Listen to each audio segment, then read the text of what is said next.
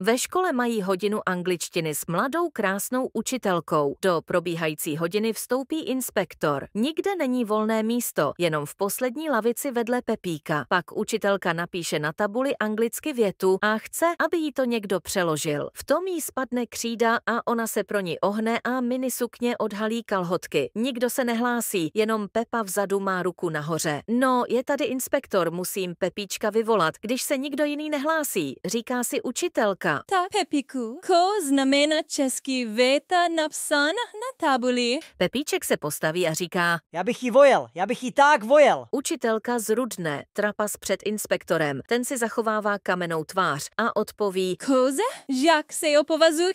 Písu ty Petku. Pepa si sedne, loktem dloubne do inspektora a říká: Když neumíš anglicky, tak příště neraď, debile.